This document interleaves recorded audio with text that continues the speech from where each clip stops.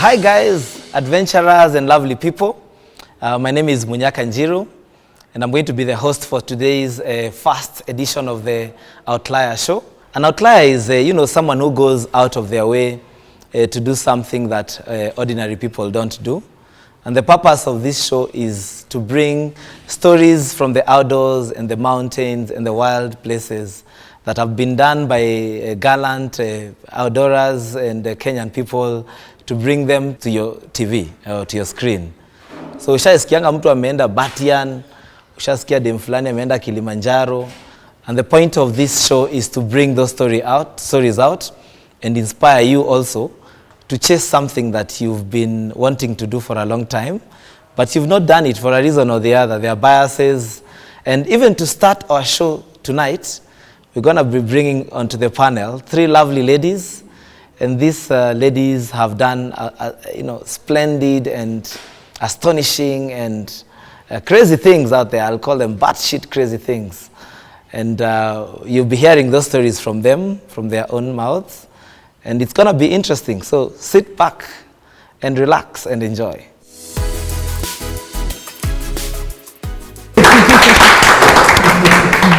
Yes, so I think we'll start with some basic introductions.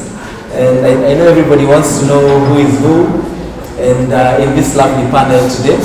So tonight we're going to be talking about Batian, but Batian is not going to be our main topic. It's just about how did you guys prepare. We'd like to know about your journeys to the highest point in Kenya. Because personally, everybody I know that has been to Mount Kenya, ameenda Lenana, sindio? Apart from a few people, and you are among the few people. So we'd like to know what is different about the whole Batian thing. And personally and individually, we'd like to know more about your other projects and all that. So set to the introductions. We can start on that side, maybe introduce ourselves. So my name is Rosemary Kamweti and I'm a mountaineer. I'm Margie Gathungu, hiker, climber, mountaineer. I'm Hetal Shah, investment banker by profession, but more passionate about mountaineering and cycling. Oh, nice. Yes, I know. I think I knew Hetal when we used to call you Turbo Hetal. And I think she used to cycle a lot back in the day. Do you still cycle? Yeah, that's good. Oh, nice. Yeah. Amazing. Not done a long ride in a while, but yeah, that's good. Maybe you ladies can share with us what you do outside hiking. So just if you don't mind. Okay. So I'm in IT, specifically database administration. I'm a finance person during the day. I run a small microfinance at night. Then I hike on Saturdays. Amazing. Good to hear about this. And the factor that brings us all together here is climbing. I don't know. Probably you would let us know what's the difference between hiking and all this climbing business, and brings to the point why Batian is different. So I'll say hiking is your typical walking up a mountain. It's just taking a walk up a mountain. And climbing is more involving in that you'll use your fingers, your forearms will you'll discover the actually muscles here that exist. It's not just an attachment between your shoulder and your fingers. And you'll use your fingers, your toes a lot. I keep on joking, I think since I started climbing, I feel like my big toe has become bigger, because you sort of also learn how to be on your toes more, balancing all your weight on your toes, because climbing is actually more of a leg workout than it is an upper body. So it's about trusting your feet on little rocky edges.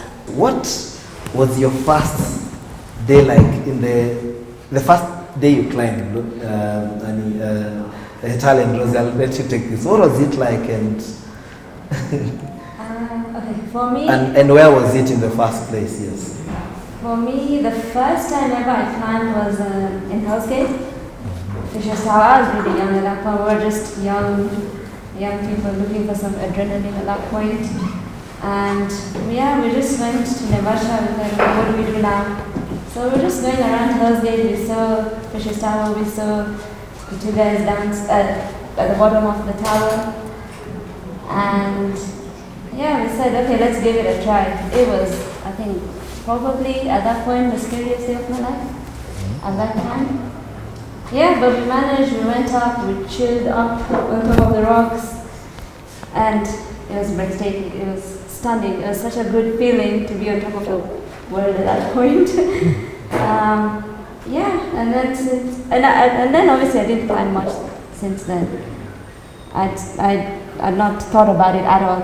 I used to hike a lot. I went into cycling, swimming, all those things. And then I think after hiking, you're like, okay, what next? You just want to give yourself more and more challenges. And then I started climbing at Blue Sky. A friend introduced me to Blue Sky, so I went there. And it became an addiction. Not that we used to go every other day, we used to go at least once a week. And it's been about 5 to 6 years that I started that. Yeah, and then obviously now you go to Mount Kenya and you're like, what next? And the interesting thing is when you started climbing off at Blue Sky, I think I came, I also used to come around a lot. Yeah. The difference now today is that mimi bado ni mtu wa Lenana. Lakini wewe umeshafika. Well, to be honest, Batian wasn't even a plan. It wasn't even a bucket list thing for me. It wasn't.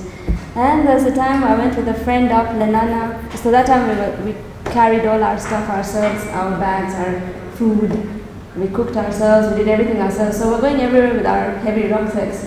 Even Lenana, I went with the rucksack and then I just put it down. I just chilled at the signpost of Lenana. And I just looked at Lelian and I was like, okay, this is it. This is the next target. That's it.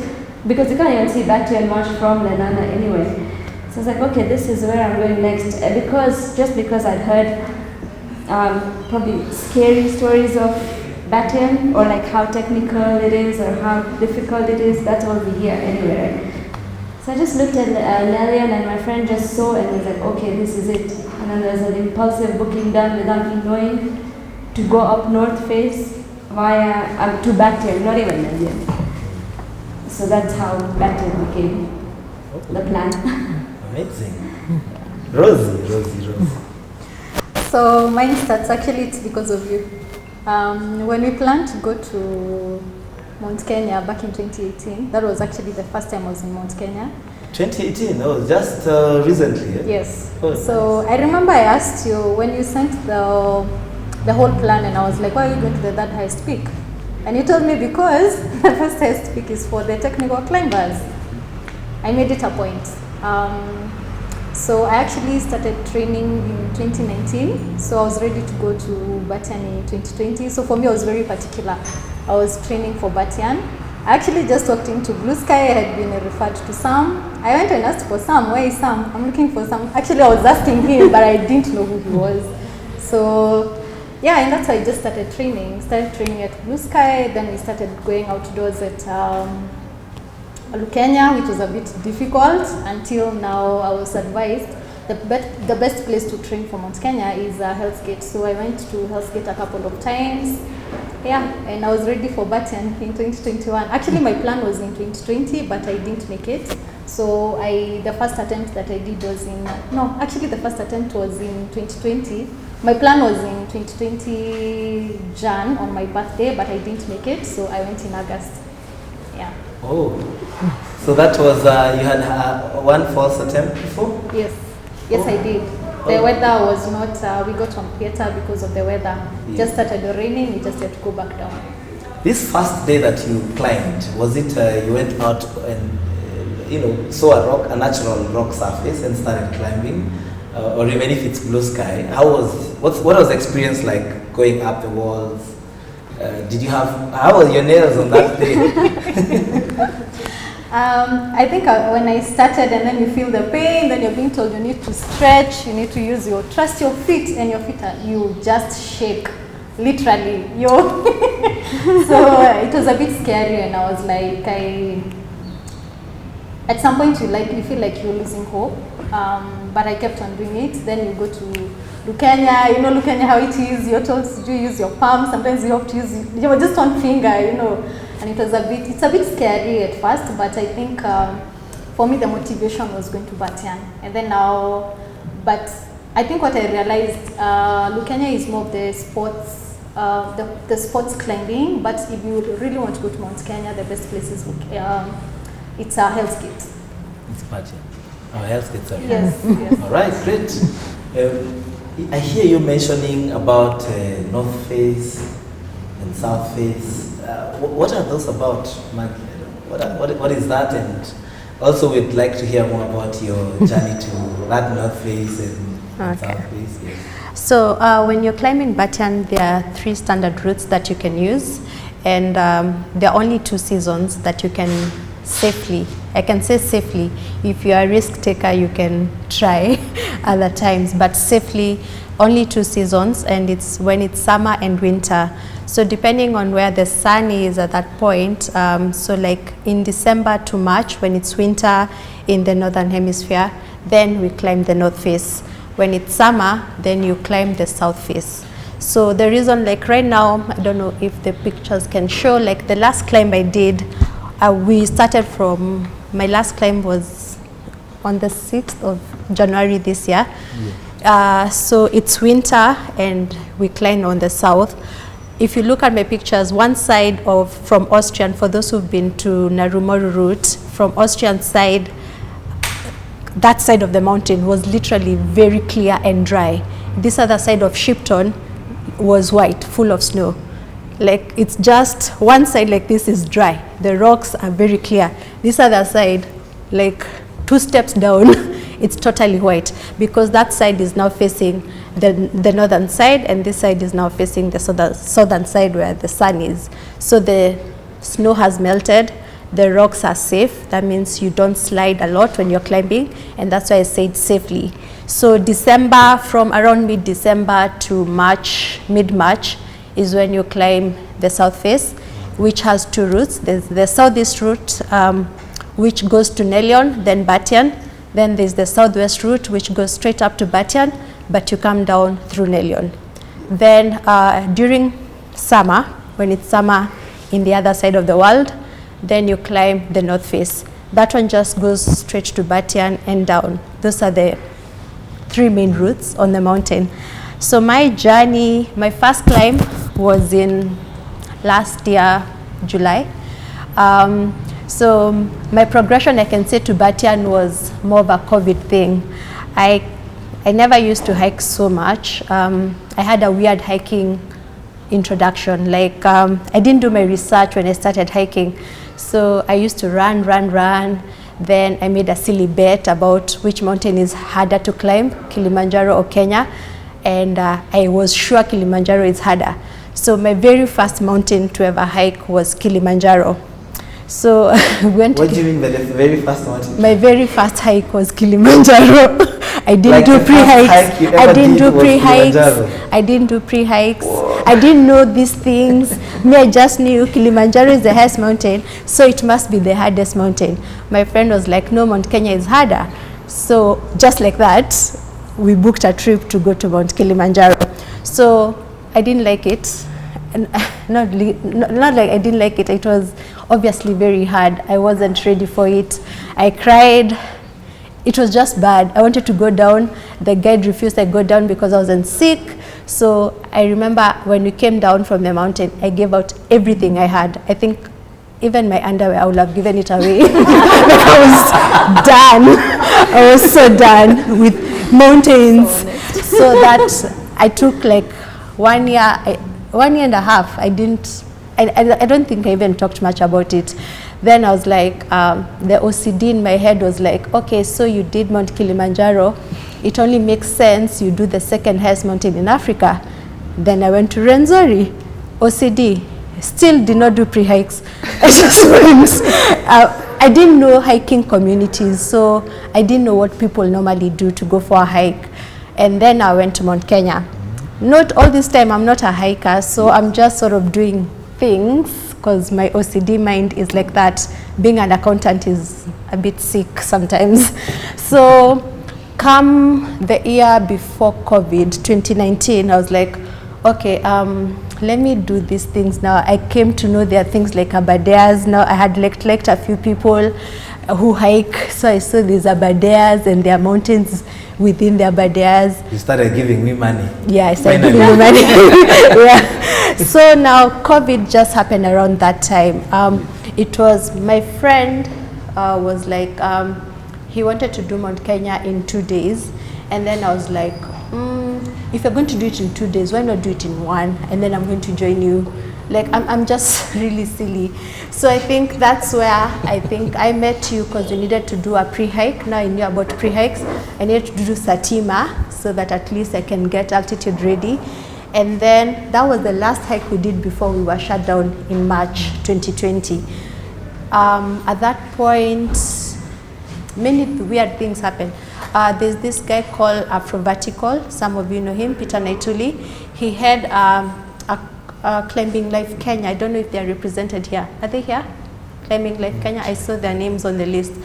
They were hosting him because he climbs Batian barefoot and such things. He was shooting a documentary. So it was just an evening. We went. I watched the documentary. And I was like, good for him. And because he's pointy, half caste, I was like, that's the Mzungu genes in him that are at work.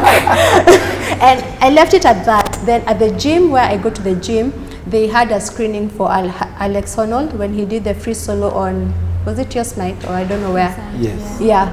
So we watched it, and I still at that time, yeah, it was like, one of those things people climb. This is just between the COVID times, yeah? I was like, yeah. I just watched and I'm like, hey, Wazungus are funny. And end of story. Then now, after that, because now when we were locked down, we did a lot of hiking. We just did a lot of hiking by chance. That was like the only thing we could do safely. That's when I thought to myself, I've done everything. So, but then my friend was like, you really haven't done everything. There's those 2 other peaks in Batian and Nelion. So that's how the plan came. Like, I was like, okay, let's do Batian. So my first climbing experience was, I had gone with a friend at Blue Sky just for fun. The way it was not for any practice. We just went. A date.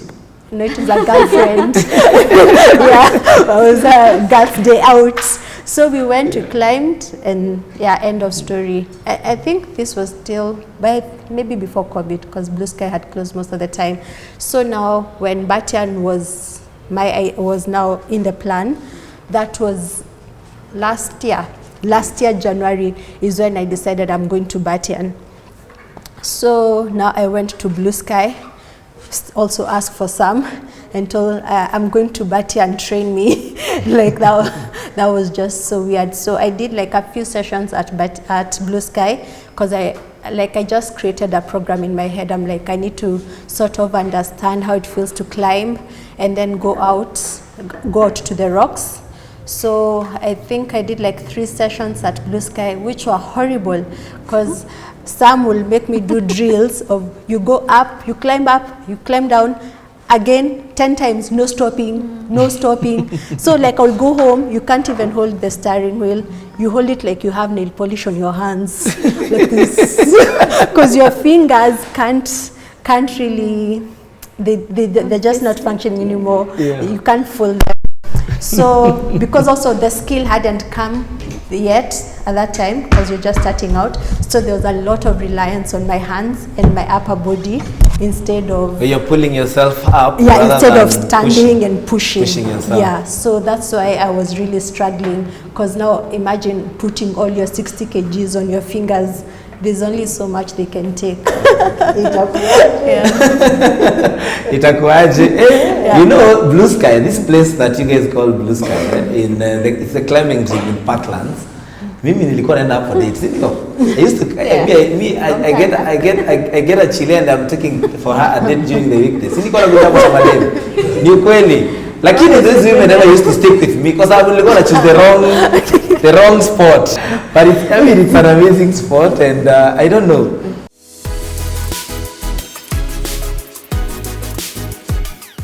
Rosie, tell us, hii kitu ya kushika mawe, unajua nimeona hata kwa hiyo picha na video unashika mawe.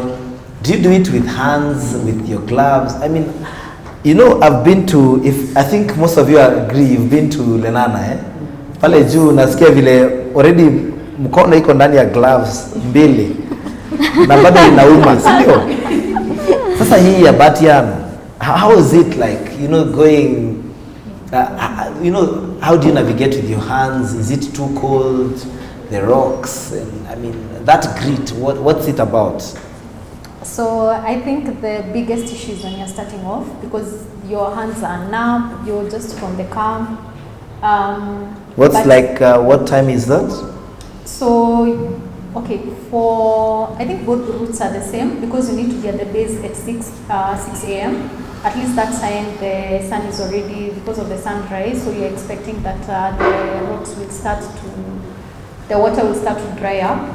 So when you're starting off, it's painful because your hands are not, you need to get used to, but you have to keep doing this to your fingers. I think all of us, when I look at your ages, we went through the ages of being beaten by teachers, yeah? Remember, like, if you haven't done your homework in the morning and they start on your hands, that was exact pain. Like, the cold goes to your bone and you're like, what?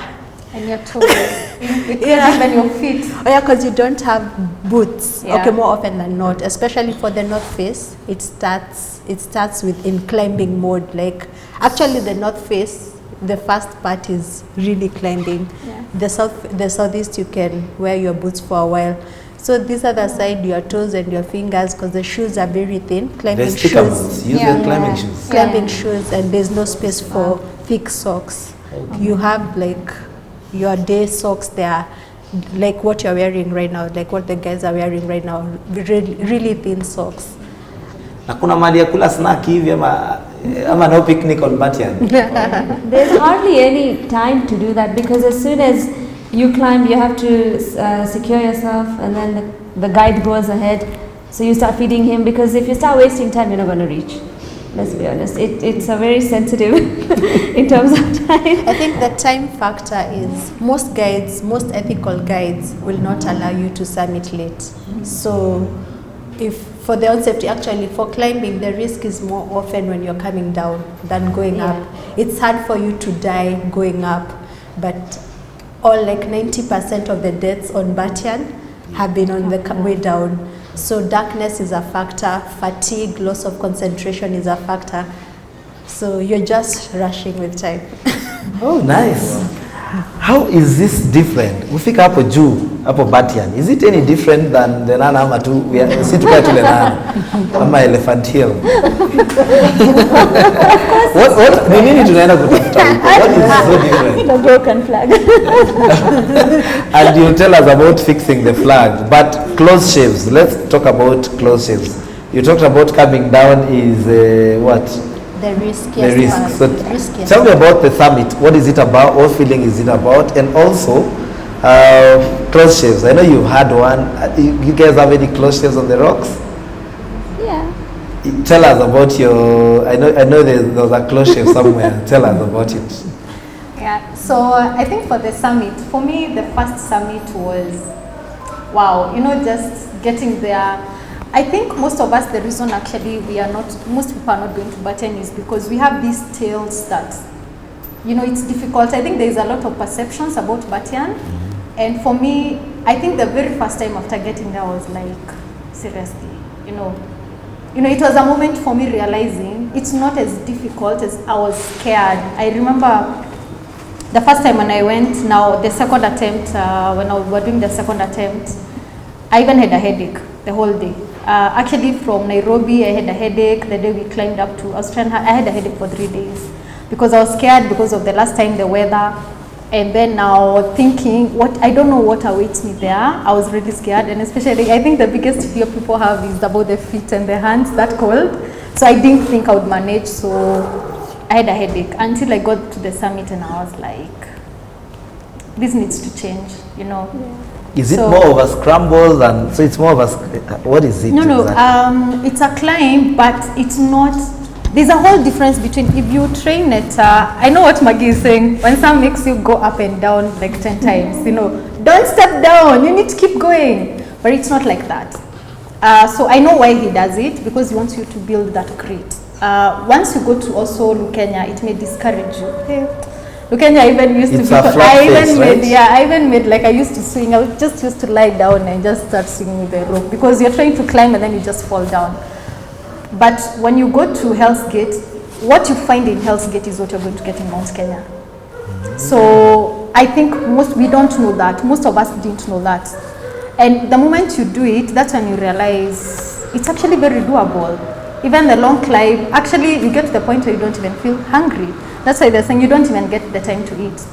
Your body you just take your water and you just, maybe you have sweets, and yeah, it's a very nice climb actually, to be very honest. Yeah. Tell us about, you've spent a night up there. Anyone has spent a night up there? I think you have, right? Yes, I have. So what happened on that? Now, the honest truth, South Face is the one route I can tell someone, if you're doing your first attempt, go for it.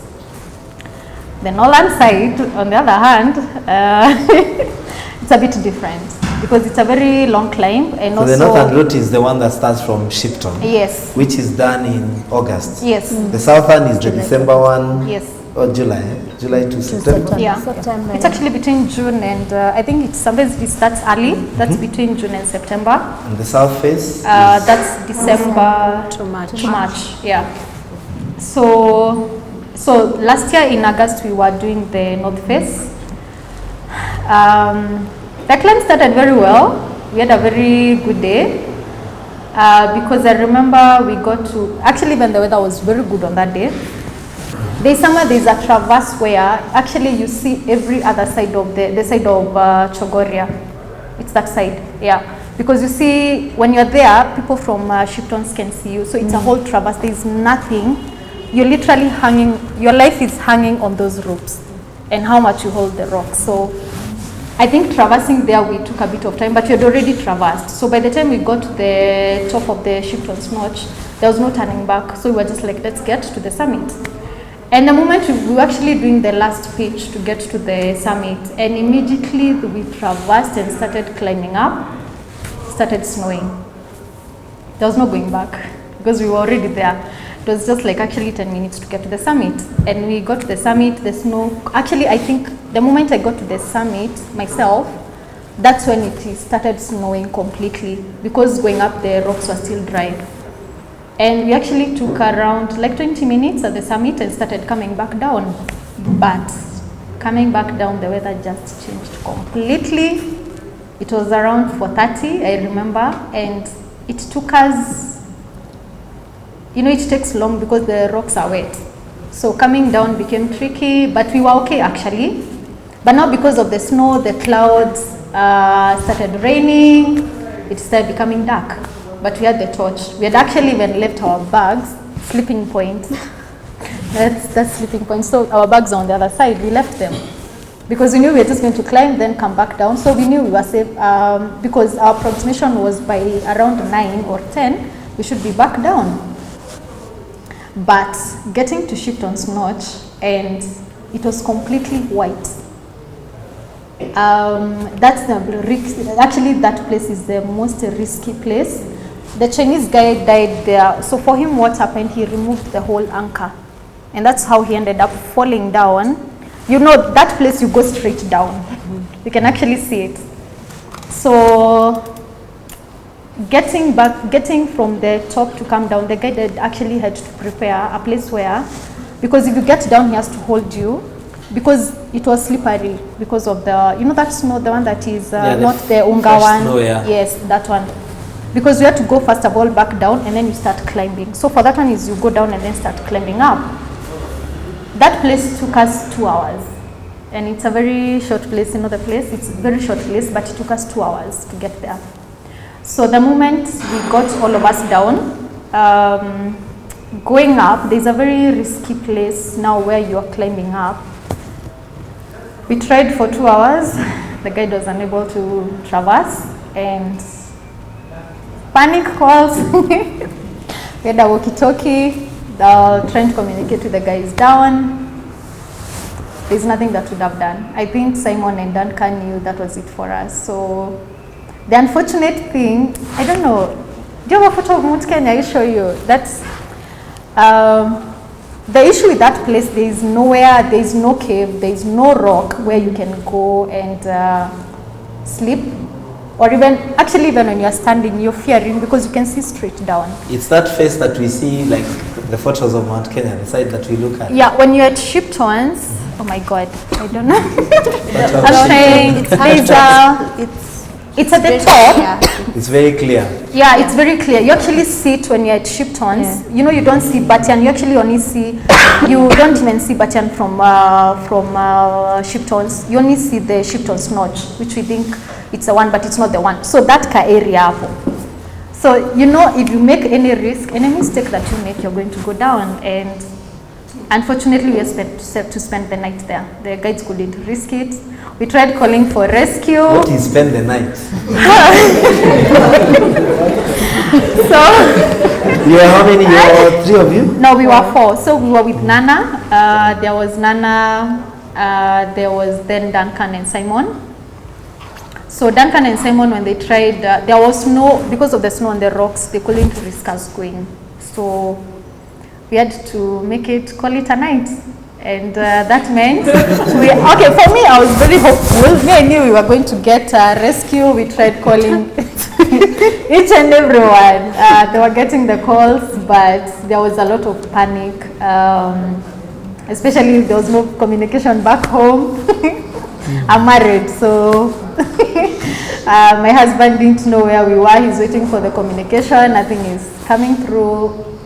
So what happened, we just had to look at a small, so for me, my concern was we were with Nana, and you know, she was the first time, I think, doing the climb at Batian, I think in those extreme weather. So I think my concern, actually it was like a song. I was always, Nana, Nana, Nana. Nana was like, Simon! You know, she was really mad at Simon. She's like, no, Simon, you need to go, because Duncan is one who was ahead, and she was like, she thought he's not doing anything. So for me, my concern was her, because we needed her to be okay, because we were, my biggest fear was her getting hypothermia. And then I remember we saw a small place when now we knew, I just knew we weren't going to go. And I just told her, what's your favorite song? Gospel song, and she was like, I don't know. And I just told her, let's say the Lord's Prayer. And we said, by the way, we did, said the Lord's Prayer, and I was like, God, please, may you be with us. And a small, there's somewhere when you get down to Shipton's Notch, there's that small area. Actually, what we understand later is that's where, okay, I'm going to say that. The Chinese guy, after he was brought from where he had fallen, the body was first of all put there, because it's the only place that looks a bit, you can have a grip, not even shelter. You can have at least a grip there. And I remember we just had to tell Nana to coil inside, kidogo, then Simon to sit, so that we can shield her from cold. So for me and Duncan, we slept sitting down. And we could see guys from Mintos in the morning coming to summit, and I was like, they're coming for us. Oh my God, I wish I knew. There was no help. So ideally, I didn't sleep the whole night because I slept in the cold. It was snowing, so your legs are literally, I didn't think by then I would survive. And surprisingly for me, I think it's learning that we are so scared of even how our bodies are going to respond. We are scared of the unknown, because if I survived that night, trust me, anyone can survive. Trust me, I'm always very scared of the cold.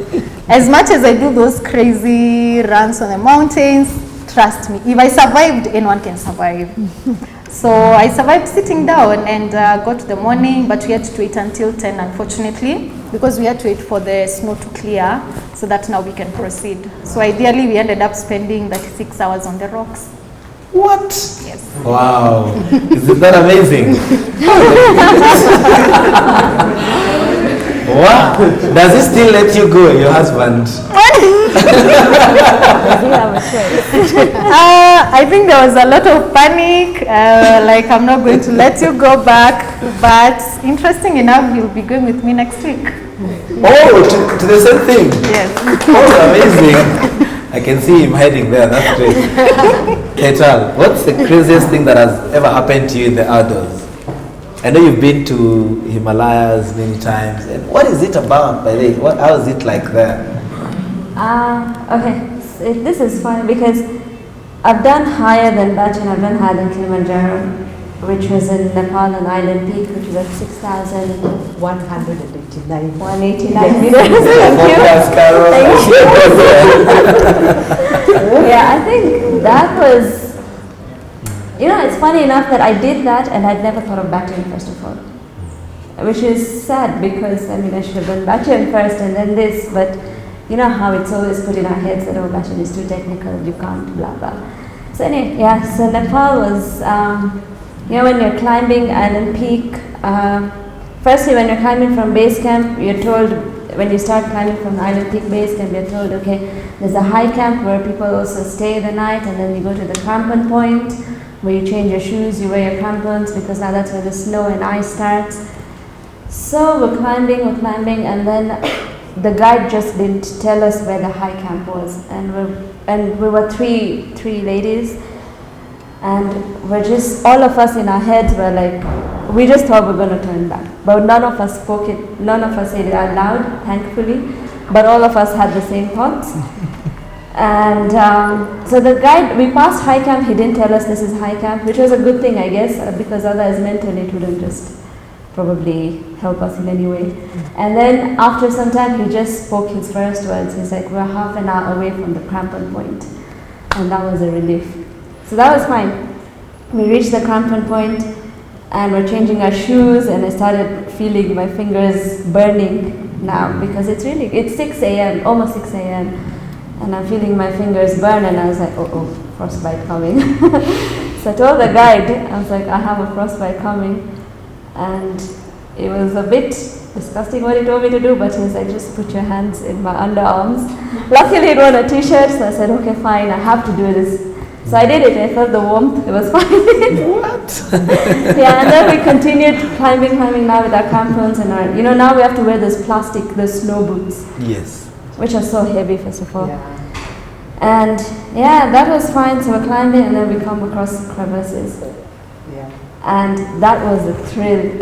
It was so exciting for me personally, because I mean, it's the first time I'm crossing a crevasse and the ladder is shaking, you're going on it, and I was like, oh, and then, you know, because when somebody tells you don't look down, is when you want to look down. Is it like a straight yeah, you just can't see the end of it. You literally can't see the end of that crevasse, and I was like, and then when you're in the middle of the ladder, and it starts shaking, and you're like, now what? Now what? So I told my friends, you know, we'd already pre-planned some silly things. I'm like, okay, if I fall down, just throw some snacks. I need to be fed well before I die. Like, just let's do this. We had a plan. Yeah, so I think that was a thrill. And then obviously, when we reached now the main wall to reach the peak, which was, I think, about 50 meters, it wasn't high, but and it had snowed heavily the previous day.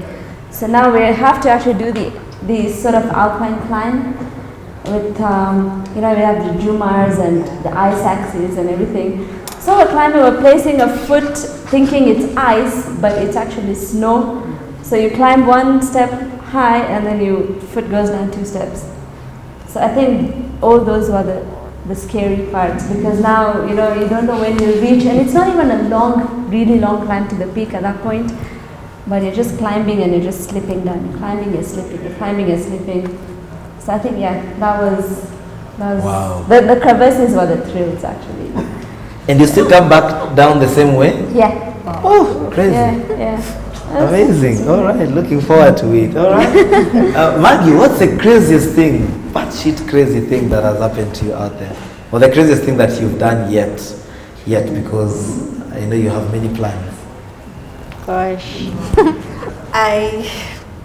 What's the craziest thing I've done? Maybe triple summit. Oh, tell us about that. Yeah, that maybe could have been the craziest to date. So we came up with a bright idea to do Mount Kenya Lenana, Mount Meru and Kilimanjaro in the shortest time possible, and we did it end to end 5 days. So that was very crazy. It was fun to start with, Then I got my period on the second day. So the rest of it all, I was on minimal energy, zero sleep, and catching up with people who are running. Munyaka runs on energy, and then the rest of the guys were all tall. So even if they are walking moderately, one step of theirs is two of mine. It was a lot, but it was really fun, I think. I don't think I'll want to do it again anytime soon. Really? It's very fresh. You forgot to say that the photos you took after all that, watu walikuja wakasema ni Photoshop. Yeah. Pale Facebook. With my bag and stubbornness, I had a red dress. Yeah. Just before we finish, I'll come back to hear about we just want to hear about your future plans. Plans. But just before we hear about their future plans, I think I'll throw it back to you guys. You've been silent for long. If anyone has any questions that you'd like to ask them about the experiences, maybe we can take them now. Thank you very much, ladies. It's so exciting listening to all of you. It brings back various memories to various places. I think it's to Hetal. Number one, just to say, I've not met you in person, but I've spoken to you on the phone, and you really encouraged me when I was going to Island Peak. So thank you very much for that. You made it sound like it's not flowery. like it's a walk in the park, but by the time I came back, I was thinking, oh my God, that was crazy. I'm interested in finding out, you've done Concagua as well? No. You haven't? But you were planning on doing that at some point? No, when I'd spoken to you, at that point we were going to attempt another peak in Nepal, Himlung Hima, and Eric is the one who obviously told me to contact you. And because you've done almost 7,000 meters, right? Island, okay, I've done 6,400, but Island Peak was... Oh, okay. Yeah. No, he said you attempted at Concagua, right?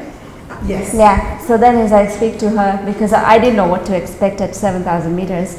It's like you've been closest to that. I said speak to her. So that's how I got speaking with you. But then we didn't manage because COVID struck. We were just a week away from traveling, and yeah, my luggage. To be honest, some of the stuff that I shopped for is still lying in the bag, which we plan to use it now. All right. Let's appreciate Carol. Anyone else, please? Guys back there. Hi, my name is Mangoi. My question is directed to Margie. You mentioned something about your brain wanting to always do the next big thing. So, if you do your 6,000 meter this year, do you have 7,000 meter plan next, then 8,000 eventually, or do you think you'll stop at some point? Okay. My goals are a bit different. I think everyone wants to go climb the highest peak.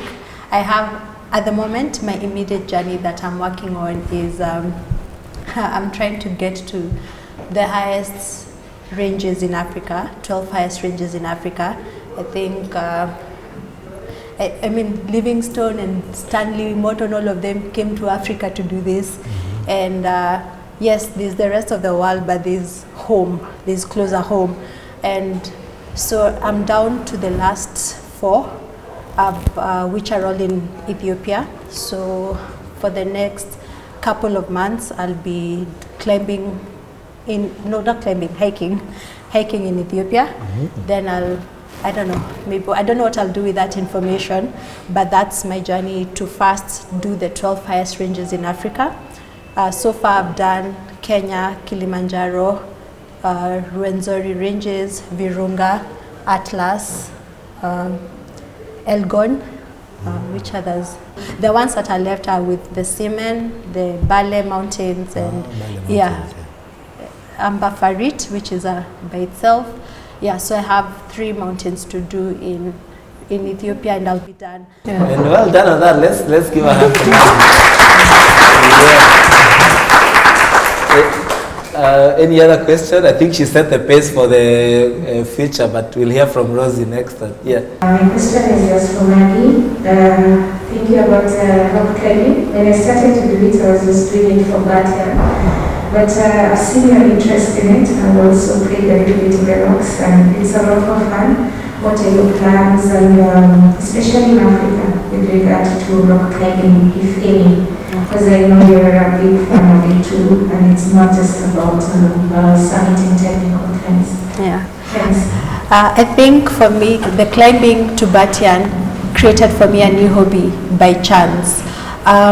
I didn't, like when you're climbing and even when you go to the crags, the rocks are normally called crags. She says she preferred climbing in Hell's Gate. I preferred climbing in Lukenya, not so much that, not for any reason. I think the rocks in Lukenya are tougher, and I think from my primary school, high school upbringing, I've always been told you train very, very hard so that when you go to do the exam, it's easy. So I think even when I was climbing and now later when I look at it, it's definitely, the training is actually harder than the actual climb. Like everyone has said here, climbing Batian and Nelion is not difficult. But then the only thing that makes it not difficult is you getting ready. So when I did Batian and when I was preparing, I came to love the sport, but I struggle a lot. Like I'll still call myself a beginner in terms of climbing. But it's a sport that, every time you climb, someone will ask you, do you get scared when you're up there? You do. And it's not just you. If you're down here and you're belaying and you listen to how the rest of the guys next to you are also breathing when they're up there, you're just like, like it's not the easiest of things, but then it forces you to be alert, very alert. It forces you to really learn how to motivate yourself because you're up there. And yes, you can be brought down, but there's no honor in that. Like the honor in it is you finishing that climb, like it gives you that sense of achievement. And it's just it will normally be like just half a day climb. And I find I achieve so much when I go climbing. It's good for fitness, it's good for networking. So one of the plans I have next week, I'll be going to Batian. So, tena next week bana si hata mumetupata hapo you're making us look bad. Tell us. Yeah, so one of the reasons why I think after last year I never thought I would go back, but I think there's one thing I'm passionate about is seeing more Kenyans get to their peaks. One thing I say is Lenana is not the last place. We need to stop looking at Nelion and Batian for a specific group of people. We have so many perceptions about them that we really need to start looking at it in a different way. So what we'll be doing is we'll be going to replace the broken flag. So tomorrow you guys are going to put the flag up as we tie this up? Yes. Is it a flag or? Yeah, so we'll be changing the flag that is broken, so we'll be replacing with another flag. There is a flag that KWS has. There's another flag that has been donated by MCK, but it's quite big. We can't use that one. Yeah, it's too big. So, but there are some flags that KWS had. So what we'll be doing is that we're going to lock it. We'll put it on the rocks. At least just drill it and then put it. And also we'll be doing some. We'll be doing the plates. Just decided that we're going to replace that flag. We have a flag that we're going to do. Maybe even we might end up even having one at Nelion. But we'll also have plaques where now you can know these Batian, these Nelion, and also Point John. Point Peter is also, but it's on the other side. So that one we can do it right now. Maybe after that, the craziest thing that we'll be doing 5 summits within 1 week. Nice. So, I love it, chance.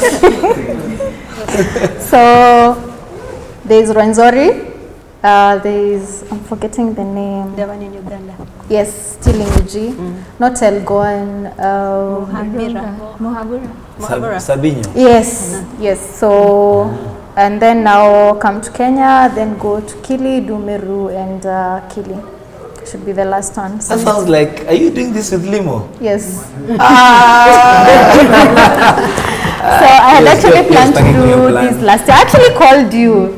I remember I gave even a call. I had planned to do this last year. I don't want foolish calls now. Yeah, so my plan was to do this sometime last year in June, but I didn't make it. That's why I was calling you for the Abadeas. I wanted to do all the pics in Abadeas, but I didn't manage. So when Limo said he also wanted to do it, so I was like, yeah, let's go for it. Yeah. I'll be gladly there to prepare you. We can go for that cross Abadeas traverse for preparation. Yeah, we'll come.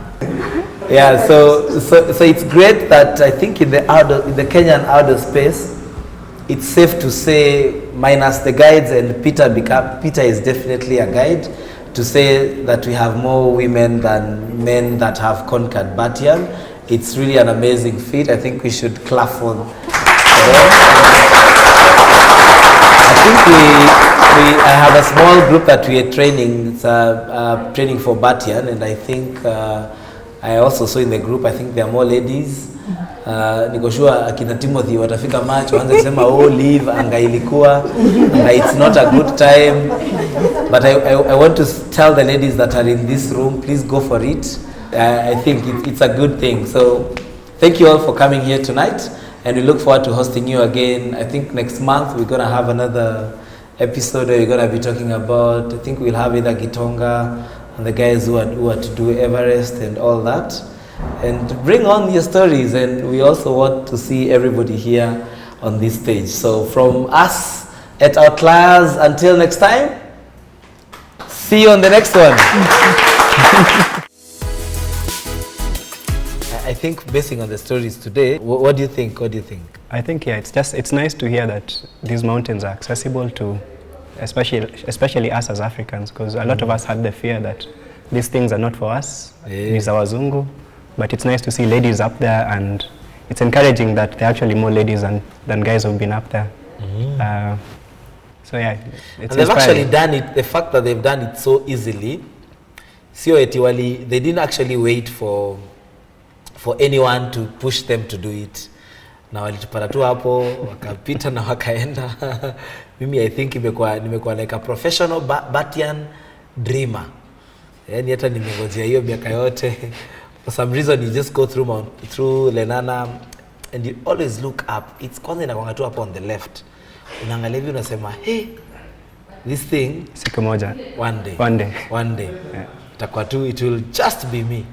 Yeah, I think we overthink the skills we need to learn to be able to go up there with guides, but it's inspiring to know that there's a path to doing it in the short term. Just learn how to manage your rope, how to climb with your guide, follow instructions, make sure you're safe.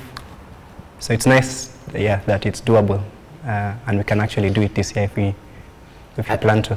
Yeah, sure. Great. Hata hujambia watu unaitwa nani? Oh, naitwa Rido. Yeah, so with Rido here, guys, what you can say is, next time you think about something and think that this thing haijafanywa or it's impossible, just know you're probably the one who hasn't tried it. Maybe someone has done it, or maybe someone is trying to do it, or maybe someone has already done it before you. And it's not a competition, it's not a race, but there are no limits. Let nobody tell you you can, or you can't, or you can't, and this and that. Until the next time, cheers! Cheers. Bring some summits.